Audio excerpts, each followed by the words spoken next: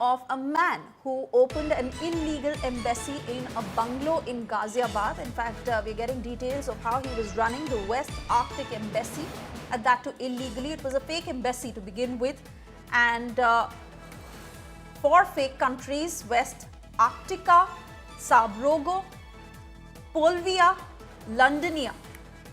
The Noida STF has busted this fake embassy that was running in Ghaziabad. It was run by this man, Harsh Vardhan Jain, who posed as an ambassador of fictitious fake countries like West Arctica that don't even exist. Jain used morphed pictures with national leaders and vehicles with diplomatic number plates to fraud people.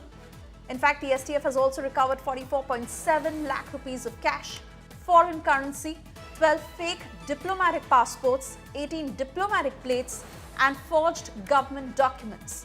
Jain, who was involved in brokerage for foreign deals and was suspected to be running a Hawala network via shell companies. In fact, it has also come to light how he has previous links to Chandraswamy and arms dealer Adnan Khashoggi. In 2011 is when he was booked for illegal satellite phone possession. And now these are the latest details that have come in on this man who was allegedly running a fake embassy. Let's get all the details from Arvind Ojha, who's joining us from the newsroom.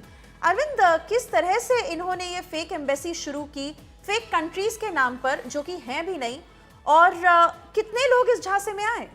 देखिए, ये काफ़ी shocking details जो India today के हाथ लगी है उसमें ये हर्षवर्धन को नोएडा एसटीएफ ने अरेस्ट किया है और सेंट्रल एजेंसीज के इनपुट पर इसको अरेस्ट किया है, जो गाजियाबाद की एक कोठी में वेस्ट आर्टिका की जो एम्बेसी है वो चला रहा था। उसके अलावा कई अन्य देशों का ये अपने आप को एम्बेसडर बताता था और इस तरह से लोगों को चीट करता था। इसके पास से कई लग्जरी गाड़ियां रिकवर हुई हैं जो डिप्लोमेटिक नंबर की थी, कई डिप्लोमेटिक नंबर वो भी इसके पास से रिकवर हुआ। ह्यूज कैश ऑफ अमाउंट वो इसके पास से रिकवर हुआ है, पासपोर्ट रिकवर हुआ है। तो फिलहाल एसटीएफ की टीम और सेंट्रल एजेंसीज की टीम इससे लगातार पूछताछ कर रही है। गाजियाबाद में इसने एक कोठी किराए पर ली थी और वहां पर ये फेक एम्बेसी चला रहा था।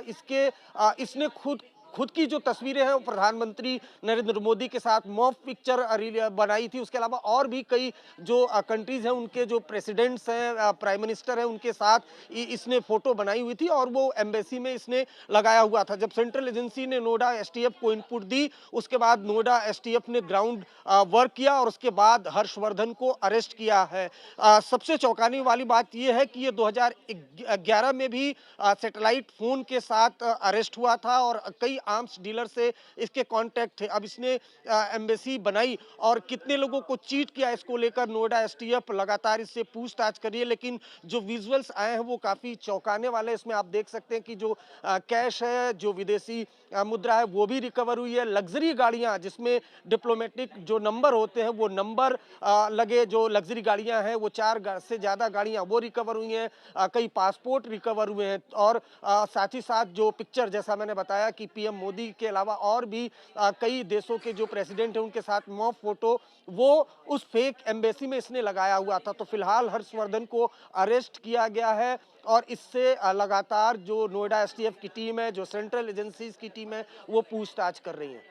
क्या आने वाले दिनों में और अरेस्ट होने की संभावना है? कुछ और लोग जो हर्षवर्धन के साथ काम कर रहे थे? इस मामले में अभी जो नोएडा एसटीएफ के सोर्सेज हैं उन्होंने इंडिया टुडे को बताया कि इस मामले में और कई बड़े जो खुलासे हैं वो हो सकते हैं, कुछ और लोगों को अरेस्ट किया जा सकता है। इस वजह से न सिर्फ नोएडा एसटीएफ बल्कि जो सेंट्रल एजेंसीज की टीम है वो भी हर्षवर्धन से लगातार पूछताछ करने में जुटी हुई हैं। जी अरविंद, शुक्रिया इस जानकारी के लिए। And there you see the man Harshvardhan Jain, who was caught not just running a fake embassy, but that too on fake countries that don't even exist. And see the kind of effect he had, where he had several of these vehicles with diplomatic number plates to defraud people. In fact, the Noida STF that has now arrested this man, they've also recovered 44.7 lakh rupees of cash.